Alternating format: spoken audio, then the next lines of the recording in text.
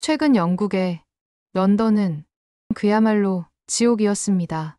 철도는 녹아내렸고 공항은 폐쇄됐으며 병원은 더위에 쓰러진 사람들로 터졌습니다. 숨이 막히고 삶이 멈춘 그때 BBC 기자는 단 한 장의 영상에 충격을 받습니다. 서울. 같은 시각, 같은 지구. 그런데 그곳에선 시민들이 반팔을 입고 조깅을 하고 있었습니다. 야외 테라스에서 여유롭게 식사하고 공원에서 웃으며 뛰노는 모습. 이건 가짜일까? 조작일까? 아니면 한국만 알고 있는 진짜 해답이 있는 걸까? 기자는 모든 계획을 뒤엎고 곧장 한국행 비행기에 오릅니다. 그리고 그곳에서 마주한 건 단순한 기술이 아닌 사회 전체가 설계한 생존 전략이었습니다. 지금 전 세계가 주목하는 그 놀라운 이야기 지금 시작합니다. 저는 이런 더위를 느껴본 적이 없었어요. 2024년 7월 19일이었는데 런던이 마치 거대한 오븐 속으로 변해버린 것 같았어요. 공기는 무겁고 끈적했죠. 숨쉬기가 힘들었어요. 저희 옷은 땀으로 피부에 달라붙어 있었고 이마를 아무리 닦아도 계속 젖어 있었어요. 저는 히드로 공항 안에 서서 비행기를 기다리고 있었어요. 저는 BBC의 기후 리포터였고 그날 스페인으로 가야 했었습니다. 제 일은 남유럽이 어떻게 상승하는 기온을 다루고 있는지 보도하는 것이었어요. 하지만 솔직히 말하면 굳이 갈 필요도 없었어요. 런던 자체가 재앙이었거든요. 제 주변 사람들은 너무 피곤해서 서 있을 수 없어 바닥에 앉아 있었어요. 어떤 사람들은 신문으로 부채질을 하고 있었고요. 다른 사람들은 기절하지 않으려고 눈을 감고 있었어요. 공항에 에어컨이 고장났었고 벽들도 저희와 함께 땀을 흘리고 있는 것 같았어요. 저는 창밖을 보니 활주로가 폐쇄되어 있었어요. 더위 때문에 활주로가 부드러워져서 비행기가 이착륙하기에는 너무 위험했던 거예요. 뉴스에서는 도시 전체의 기차 선로가 말 그대로 녹아버렸다고 나왔어요. 기차는 운행하지 않았고요. 버스는 늦었어요. 병원들은 열사병으로 고생하는 사람들로 가득했어요. 공원의 분수대들도 말라버렸어요. 런던은 단순히 더웠던 게 아니라 완전히 망가져 있었어요. 저는 심호흡을 하고 기둥에 기대어 진정하려고 했었어요. 그때 제 핸드폰이 울렸어요. 한국 서울에서 일하는 제 친구 미아한테서 온 메시지였어요. 저는 별로 기대하지 않고 열어봤어요. 아마 간단한 안녕 정도일 거라고 생각했거든요. 하지만 짧은 영상이었어요. 그리고 그 영상이 모든 걸 바꿔놓았어요. 재생 버튼을 눌렀어요. 처음에는 미아가 봄이나 가을에 오래된 영상을 보낸 줄 알았어요. 사람들이 반팔을 입고 밖을 걷고 있었어요. 어떤 사람들은 테라스에서 아이스 커피를 마시고 있었고요. 한 가족은 파라솔 아래에서 점심을 먹고 있었어요. 다른 사람들은 초록나무와 깨끗한 산책로가 가득한 공원에서 조깅을 하고 있었죠. 모두가 너무 편안해 보였어요. 너무 행복해 보였어요. 하늘은 맑고 파랬어요. 런던과 달리 인도는 비어있지 않았어요. 생기로 가득했죠. 제 눈썹이 찌푸려지는 게 느껴졌어요. 잠깐, 저는 중얼거렸어요. 이게 맞을 리가 없는데. 다시 봤어요. 그리고 또 봤어요. 세 번째 볼 때쯤 제가 보고 있는 것이 진짜라는 걸 알았어요. 미아가 메시지도 남겼더라고요. 이렇게 적혀 있었어요. 한국 지금 더워요. 하지만 더운 것 같지 않아요. 마치 더위를 이긴 것 같아요. 저는 화면을 바라봤어요. 어떻게? 아무도 듣지 않는데도 큰 소리로 말했어요. 한국도 덥지 않나요? 거기도 여름인데요. 생각해봤어요. 런던과 서울은 비슷한 위도에 있었어요. 오히려 서울이 7월에 더 더울 수도 있었죠. 그런데 어떻게 그렇게 정상적으로 생활할 수 있었던 걸까요? 저는 터미널을 가로질러 걷기도 어려울 정도로 어지러웠는데 어떻게 사람들이 조깅하고 웃을 수 있었을까요? 저는 이를 설명하려고 했어요. 아마 좋은 지역만 촬영했을 거야. 저는 중얼거렸어요. 아마 모든 게 좋은 타이밍이거나 카메라 트릭일 거야. 하지만 트릭 같지는 않았어요. 저는 기자예요. 제 일은 세부사항을 주목하고 질문을 하고 사실을 쫓는 것이에요. 그리고 그 영상의 뭔가가 저를 끌어당겼어요. 마음 깊은 곳에서 그것이 중요하다는 걸 알았어요. 저는 히드로 공항을 다시 둘러봤어요. 사람들은 아프고 피곤하고 좌절해 보였어요. 공기는 땀과 슬픔 냄새가 났어요. 어린 남자아이가 배낭에 누워 있었는데 얼굴이 빨갛고 숨을 힘들게 쉬고 있었어요. 그 아이의 엄마가 잡지로 부채질을 해주고 있었어요. 제 안에서 뭔가가 변하는 게 느껴졌어요. 만약 서울이 시원하게 지낼 방법을 찾았다면, 이 같은 폭염 중에도 말이에요. 그럼 저는 어떻게 그럴 수 있었는지 알아야 했어요. 직접 보러 가야 했어요. 그때 저는 결정을 내렸어요. 항공사 카운터로 걸어갔어요.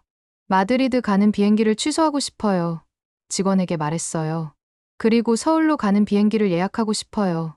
최대한 빨리요. 카운터 뒤에 여성이 눈을 깜빡였어요. 서울이요. 정말이세요? 저는 고개를 끄덕였어요. 거기서 뭔가 일어나고 있어요. 그리고 저는 그게 뭔지 알아내야 해요. 그녀가 키보드를 클릭하는 동안 저는 하루 종일 느끼지 못했던 뭔가를 느꼈어요. 희망이었어요. 한국에서 비행기를 내렸을 때 저는 피곤하고 몸이 아프고 시차 때문에 정신이 없었어요. 런던에서 인천국제공항까지 13시간의 비행이었어요. 비행기에서 내리자마자 덥고 끈적한 공기의 벽에 부딪힐 거라고 예상했어요. 여름에는 보통 그렇거든요. 그런데 이상한 일이 일어났어요. 공기가 시원했어요. 단순히 뜨겁지 않은 정도가 아니라요. 정말로 시원했어요. 마치 거대한 에어컨이 돌아가는 쇼핑몰에 들어서는 것 같았어요. 저는 잠시 걸음을 멈추고 헷갈렸어요. 잠깐. 이게 맞을 리가 없는데 혼잣말을 했어요. 주변을 둘러봤어요. 공항은 밝고 깨끗했어요. 사람들은 차분하게 걸어가며 뒤에서 여행 가방을 끌고 있었어요. 아무도 땀을 흘리지 않았어요. 런던에서처럼 부채질을 하거나 물을 필사적으로 마시는 사람도 없었어요. 테스트 삼아 화장실에 가봤어요. 화장실도 시원하고 상쾌했어요. 완벽하게 에어컨이 돌아가고 있었죠. 저는 잠시 그 자리에 서서 그걸 느껴봤어요. 런던에서는 병원 화장실도 이렇게 편안하지 않은데 중얼거렸어요. 여행 가방을 들고 공항철도 쪽으로 걸어갔어요. 그 기차가 저를 호텔을 예약해 놓은 서울 시내로 데려다 줄 거였어요. 기차에 앉아서 미소를 지었어요. 좌석이 부드러웠어요. 조명도 부드러웠고 너무 밝지 않았어요. 하지만 가장 좋은 점은 시원했어요. 얼어붙을 정도는 아니었지만 반나절 동안 비행기를 탔던 걸 잊게 해줄 만큼 시원했어요. 제 주변 사람들은 조용히 앉아 있었어요. 어떤 사람들은 책을 읽고, 어떤 사람들은 영상을 보고, 다른 사람들은 그냥 창밖을 보고 있었어요. 아무도 땀을 흘리지 않았어요. 아무도 불편해 보이지 않았어요. 제 옆에 앉은 남자에게 말을 걸었어요. 저와 비슷한 나이로 보였어요. 아마 30대 정도였을 거예요. 계속 궁금했던 걸 물어보기로 했어요. 실례합니다. 저는 말했어요. 여기 모든 기차에 에어컨이 있나요? 그는 저를 보며 미소를 지었어요. 물론이죠. 그가 말했어요. 모든 기차에 있어요. 버스도요. 택시도요. 저는 눈을 깜빡였어요. 정말요. 모든 택시예요. 그는 고개를 끄덕였어요. 네. 에어컨이 안 되면 아무도 타지 않아요. 사람들은 그냥 다른 택시를 기다리죠. 그 답변이 제가 예상했던 것보다 더 놀라웠어요. 런던에서는 더운 버스나 시원한 공기가 없는 붐비는 기차를 타는 게 당연해요. 우리는 그냥 참고 견뎌요. 부채를 가져가고 젖은 수건을 준비하고 기절하지 않기를 바라죠. 하지만 여기서는 그런 건 받아들일 수 없었어요. 더 높은 기대치를 가지고 있었어요. 더위를 그냥 견디지 않았어요. 더워도 정상적으로 살 수 있게 만들어 놓았어요. 기차가 서울로 달려가는 동안 창밖을 다시 봤어요. 태양이 빛나고 있었어요. 의심할 여지 없이 여름이었어요. 하지만 어떻게든 더위가 여기서는 하루를 망치지 않았어요. 생각해보기 시작했어요. 어떻게 이게 가능하지? 이건 부유한 지역만 그런 건가? 일부 사람들만 이렇게 살 수 있는 건가? 모르겠어요. 하지만 알아내야 했어요. 다음 날 아침, 서울시청에 갔어요. 기후팀에서 일하는 누군가와 만나기로 약속했거든요. 건물 안은 시원하고 조용했어요. 로비에는 식물들이 있었고, 부드러운 조명이 있었고, 사람들이 차분하게 일하고 있었어요. 기후 대응 담당 공무원인 박 씨를 만났어요. 그는 큰 미소로 저를 반겨주시며 회의실로 안내해 주셨어요. 영국에서 오셨나요? 그가 제 손을 잡으며 물었어요. 올해 거기가 정말 덥죠? 네. 저는 말했어요. 런던이 녹고 있어요. 그래서 여기 왔어요. 서울의 영상을 봤는데 직접 보러 와야겠다고 생각했어요. 박 씨는 자랑스럽게 고개를 끄덕였어요. 우리는 더위를 견디기만 하지 않아요. 그가 말했어요. 더위와 싸우죠. 그 말이 제게 깊은 인상을 남겼어요. 그리고 도시 지도를 보여주셨어요. 빨간 점들이 온 지도에 가득했어요. 수백 개나 되었어요. 이것들이 우리의 무더위 쉼터예요. 그가 설명했어요. 1200개가 넘어요. 누구든지 무료로 이용할 수 있어요. 노인분들, 어린이들, 배달 기사님들, 더위에서 쉬고 싶은 사람은 누구든지요. 에어컨이 있나요? 저는 물었어요. 네, 강한 에어컨이 있어요. 일부는 물 공급소와 건강 체크도 해줘요. 믿을 수 없었어요. 런던에서는 무료 공공 무더위 쉼터라는 개념이 거의 들어본 적이 없었거든요. 그리고 박 씨는 더 말해주셨어요. 우리는 살수차도 사용해요. 하루에 3번 차가운 물을 길거리에 뿌려요. 지면 온도를 낮춰주죠. 그럼 인도는 어떤가요? 저는 물었어요. 그늘에 대해 뭔가 들었는데요. 그는 미소를 지었어요. 네. 스마트 그늘막을 사용해요. 너무 더워지면 자동으로 열려요. 그래서 밖을 걷는 사람들이 태양으로부터 보호받을 수 있어요. 작은 가게와 식당들도 이 냉각 시스템에 포함되어 있었어요. 제가 직접 봤거든요. 제가 지나갔던 작은 카페나 가게마다 안에서 시원한 공기가 흘러나오고 있었어요. 큰 건물이든 구석진 가게든 모두 연결되어 있는 것 같았어요. 마치 도시 전체가 더위를 이기기 위해 뭉쳤다는 느낌이었어요. 여름에 안전하게 지내는 게 모든 사람의 일인 것처럼요. 고향에서 우리는 보통 한국을 K-pop, 매운 라면, 첨단 기술 휴대폰의 나라로 생각해요. 하지만 이제 훨씬 더 깊은 뭔가를 보고 있었어요. 이것은 단순히 영리한 기술이 아니었어요. 계획이었어요. 배려였어요. 인간의 편안함과 삶에 대한 존중이었어요. 그리고 갑자기 이상한 감정이 들었어요. 부끄러웠어요. 이곳을 과소평가했었다는 게 부끄러웠어요.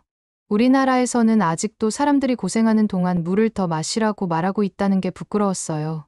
한국에는 진짜 시스템이 있었어요. 그리고 저는 그것이 얼마나 강력한지 이제 막 이해하기 시작했어요. 서울이 뭔가 제대로 하고 있다는 걸 알기에는 충분히 봤어요. 하지만 하나의 큰 질문이 계속 저를 괴롭히고 있었어요. 이 모든 걸 어떻게 돈을 대서하는 거지? 에어컨이 돌아가는 기차들, 인도의 스마트 그늘막들, 무료 무더위 쉼터들, 차가운 물살수차들, 심지어 작은 가게들도 안에서 차가운 공기가 나오고 있었어요. 싸지 않을 텐데요. 그래서 답을 가지고 있을 만한 사람과 만나기로 했어요. 한국에너지기술연구원의 에너지 전문가인 최 박사님이었어요. 그분은 서울 남쪽의 밝고 현대적인 사무실에서 저를 만나주셨어요. 그 방은 물론 완벽하게 시원했어요. 시간을 내서 저를 만나주셔서 감사합니다. 앉으면서 말했어요. 그분은 미소를 지었어요. 물론이죠. 이런 걸 물어보는 외국 기자가 당신이 처음은 아니에요. 저는 웃었어요. 마지막도 아닐 거예요. 그리고 진지해졌어요. 한국이 어떻게 모든 사람을 위한 이런 냉방을 감당할 수 있는 건가요? 물었어요. 기술 때문인 건가요? 그분은 몸을 앞으로 기울였어요. 돈이나 기계만의 문제가 아니에요. 결정의 문제예요. 그리고 매우 아픈 일에서 시작되었어요. 그분은 잠시 멈췄어요. 1994년에 그분이 조용히 말했어요. 한국에 끔찍한 여름이 있었어요. 폭염이 우리가 겪어본 것 중 가장 심한 것 중 하나였어요. 수백 명이 죽었어요. 그 중 많은 사람들이 노인이거나 가난한 사람들이었어요. 저는 주의 깊게 들었어요. 한국 역사의 이 부분에 대해서는 전혀 몰랐거든요. 그 비극이, 최 박사님이 계속 말했어요. 모든 걸 바꿔놓았어요. 사람들이 화를 냈어요. 현대 국가에서 이런 일이 일어나면 안 된다고 말했어요. 그 후에 정부와 회사들이 함께 일하기 시작했어요. 더위를 사람들이 두려워하는 것으로 만들고 싶지 않았어요. 통제하고 싶었어요. 그리고 최 박사님이 저에게 자세히 설명해 주셨어요. 첫째, 그분이 말했어요. 한국 회사들이 에너지 효율적인 에어컨을 개발했어요.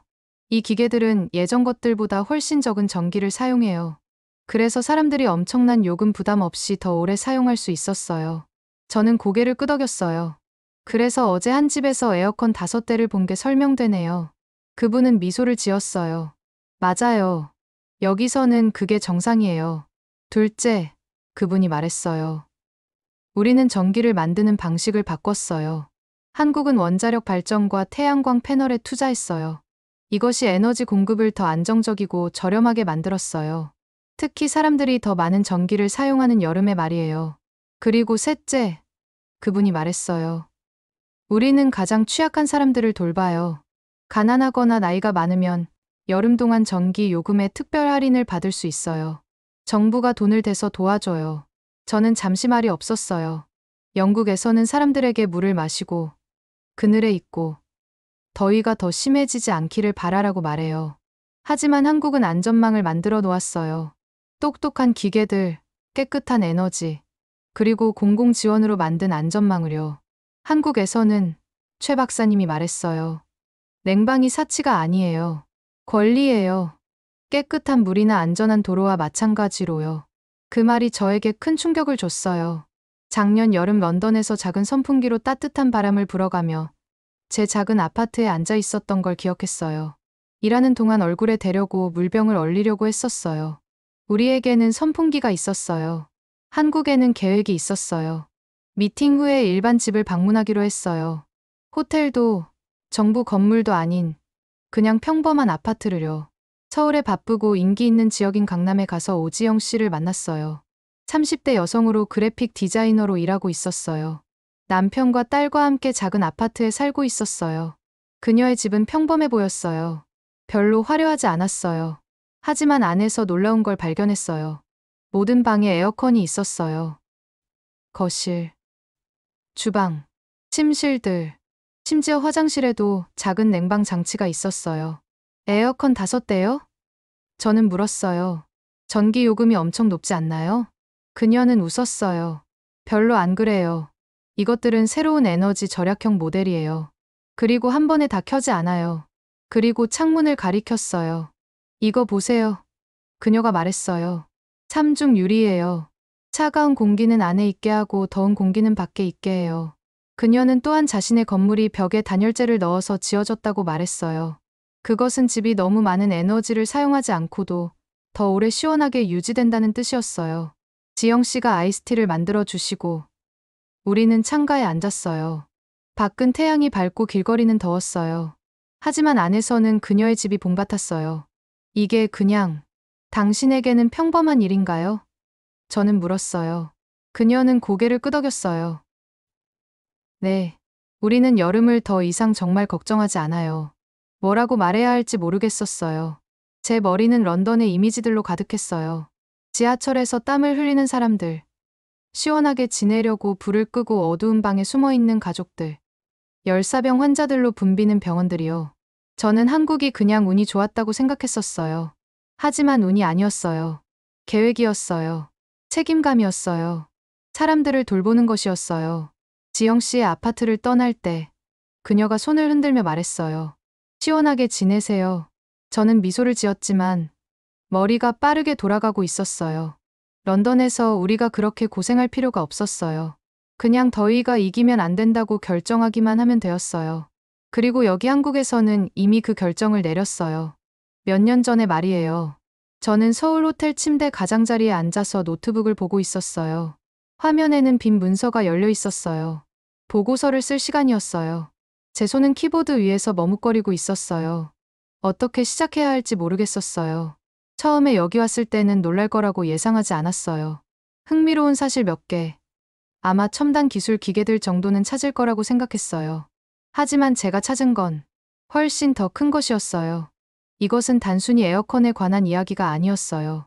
사람들이 어떻게 서로를 보호하기로 결정할 수 있는지에 대한 이야기였어요. 저는 심호흡을 하고 타이핑을 시작했어요. 호텔 라운지에서 비디오를 녹화했어요. 뒤에는 도시 스카이라인이 빛나고 있었어요. 카메라를 보고 말하기 시작했어요. 안녕하세요. 대한민국 서울에서 보고하는 엘리자베스 스펜서입니다. 여기서는 작은 가게와 공공 화장실에도 에어컨이 있어요. 기차, 버스, 택시 모두 시원해요. 여기서 냉방은 사치가 아니에요. 삶의 기본적인 부분이에요. 도시가 시민들에게 하는 약속이에요. 런던에서는 사람들에게 물을 더 마시고 그늘에 있으라고 말해요. 하지만 서울에서는 더위를 덜 위험하게 만드는 시스템을 만들어요. 그들은 더위가 사라지기를 바라기만 하지 않아요. 계획을 세워요. 그리고 싸워요. 비디오를 완성하고 편집해서 BBC 뉴스 제작자에게 보냈어요. 그리고 기다렸어요. 다음 날 아침, 제 핸드폰이 울렸어요. 그리고 또 울렸어요. 1시간 만에 그 비디오가 바이럴이 되었어요. 영국에서 수천 명의 사람들이 그걸 보고 있었어요. 그리고 그들은 충격을 받았어요. 왜 런던에는 이런 게 없지? 사람들이 물었어요. 왜 한국이 우리보다 앞서 있지? 왜 우리는 고생하고 있는데 그들은 태양 아래에서 웃고 있지? 어떤 사람들은 놀라워했어요. 다른 사람들은 화를 냈어요. 하지만 대부분은 단순히 놀랐어요. 제가 그랬던 것처럼요. 그날 런던 시장이 기자회견을 열었어요. 그는 말했어요. 우리는 서울에서 배워야 합니다. 앞으로 3년 동안 모든 공공 건물에 에어컨을 설치하는 프로젝트를 시작하겠습니다. 영국 정부는 빠르게 움직였어요. 학교, 병원, 버스를 위한 냉방 시스템을 지원하는 새로운 법을 통과시켰어요. 또한 저소득 가정이 여름 전기 요금 할인을 받을 수 있도록 돕는 프로그램도 만들었어요. 한국이 하는 것처럼요. 그리고 다른 일도 일어났어요. 영국 회사들이 한국 회사들에게 전화를 걸기 시작했어요. 그들은 어떻게 더 나은 냉방 기계를 만드는지 알고 싶어 했어요. 에너지는 적게 사용하지만 더운 도시에서 잘 작동하는 것들을요. 며칠 안에 한국 엔지니어들이 이미 런던 방문을 계획하고 있었어요. 마치 문이 열린 것 같았어요. 더 시원하고, 더 안전하고, 더 공정한 미래로 가는 문이요. 그리고 그 모든 게 하나의 이야기에서 시작되었어요. 제가 거의 하러 오지 않을 뻔했던 이야기에서요. 그날 밤, 한강으로 걸어갔어요. 서울에서의 마지막 밤이었어요. 해가 지고 있었고, 강이 금빛으로 빛나고 있었어요. 산책로에는 사람들이 가득했어요. 가족들, 커플들, 자전거 타는 아이들이요. 여전히 여름이었어요. 여전히 더웠어요. 하지만 벤치에는 스마트 그늘막이 있었어요. 산책로 근처의 작은 통풍구에서 시원한 공기가 흘러나왔어요. 벤치에 앉았는데 느낌이 평화로웠어요. 노인 한 분이 제 옆에 앉았어요. 그분은 저를 보며 미소를 지었어요. 여기 사람이 아니시죠? 아니에요. 저는 미소를 지으며 말했어요. 영국에서 왔어요. 여기 도시가 어떻게 더위를 이기는지 보러 왔어요. 그분은 천천히 고개를 끄덕였어요. 항상 이런 건 아니었어요. 20년 전에는 계획이 없었어요. 사람들이 고생했어요. 어떤 사람들은 더위 때문에 죽기도 했어요. 저는 조용히 있으면서 들었어요. 하지만 그 다음에 우리가 바뀌었어요. 나라로서요. 우리는 말했어요. 이제 그만이다. 그리고 지금은 그분은 주변을 둘러봤어요. 지금은 여름을 더 이상 두려워하지 않아요. 저는 노는 가족들, 웃는 아이들, 제 얼굴에 닿는 시원한 바람을 봤어요. 그분 말이 맞았어요. 서울은 위험한 계절을 평범한 날로 바꿔놓았어요. 즐거운 날로요. 저는 그 노인분에게 돌아서서 말했어요. 감사합니다. 이 이야기를 집으로 가져가겠어요. 다음 날 아침, 제 비행기가 하늘로 올라갔어요. 창밖을 마지막으로 한 번 봤어요. 서울이 아래에서 반짝이고 있었어요. 단순히 높은 건물들과 밝은 간판들로 가득한 도시가 아니라 마음이 있는 도시였어요. 재앙을 디자인으로 바꾼 도시였어요. 사람들을 고통으로부터 보호하겠다는 선택을 한 나라였어요. 그리고 저는 가장 중요한 교훈을 배웠어요. 만약 우리가 정말로 관심을 가지기로 선택한다면 아무리 강한 더위도 우리를 막을 수 없다. 이것은 단순히 에어컨에 관한 것이 아니었어요. 희망에 관한 것이었어요. 그리고 이것은 제가 절대 잊지 못할 이야기였어요. 오늘의 사연은 여기까지입니다. 앞으로도 감동적인 이야기로 찾아올게요. 구독과 좋아요, 알림 설정 꼭 부탁드립니다. 다음 이야기도 많이 기대해 주세요. 오늘도 시청해 주셔서 감사합니다.